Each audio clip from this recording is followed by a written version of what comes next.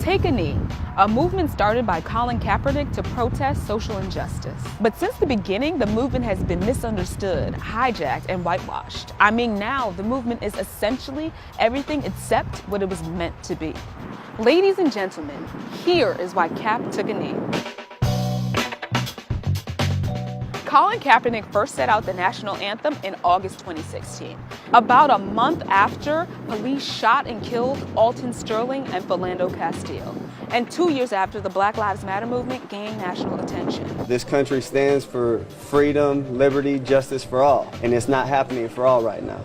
After sitting out the anthem for 3 preseason games, Cap met with former NFL player and Army veteran Nate Boyer, who helped him decide to kneel rather than sit. Soldiers take a knee in front of a fallen brother's grave, to show respect. There's a lot of things that need to change. Police brutality. There's people being murdered unjustly. You hear that? Police brutality.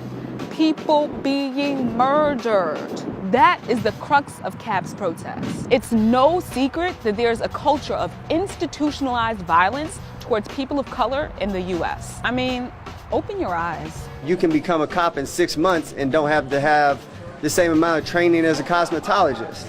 That's insane. One study found that black men are nearly 3 times as likely to be killed by legal intervention than white men. And Latino men are twice as likely. Out of the 1,155 people killed by police in 2016, there have only been 13 charges, and so far, no convictions. Kaepernick is protesting a systemic oppression that is pervasive in the United States.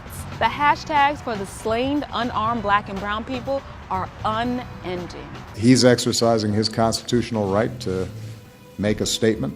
I think there's a long history of sports figures doing so. We're talking about freedom of speech here, folks, but as Kaepernick's protests continued, the disdain for his activism only grew. Cap's jersey has been burned, used as a doormat, and the man's been called everything but a child of God. Whiny, indulgent, attention-seeking crybaby. He's exercising the right to remain a jerk. But his following, it's grown as well. Pro athletes have taken a knee, along with high school athletes, cheerleaders, bands, police officers, and veterans.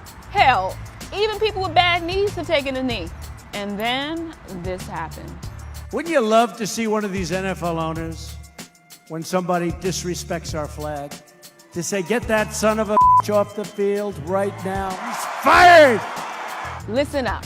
It's not about making America great again. And frankly, it's not about the president, though he is clearly a symptom of this racist and troubled American system. A spray tan symbol of white supremacy. Colin Kaepernick's protest is about injustice. It's about inequality. It's about the unarmed black and brown people who have died at the hands of police. It's about Trayvon Martin, Michael Brown, Sandra Bland, Eric Garner, Alton Sterling, Philando Castile, Charlana Lyles, Tamir Rice, and Freddie Gray, to name a few. So when you see NFL owners and their teams taking a knee for a photo op, for unity and ultimately against Trump's comments, that's not in solidarity with the initial protest, and it's problematic.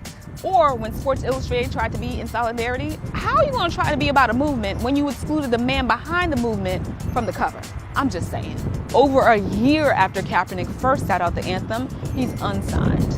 But the significance of his protest is invaluable. Say their names, but most importantly, take a stand. Even if taking a stand brings you to a knee. Colin Kaepernick, we salute you.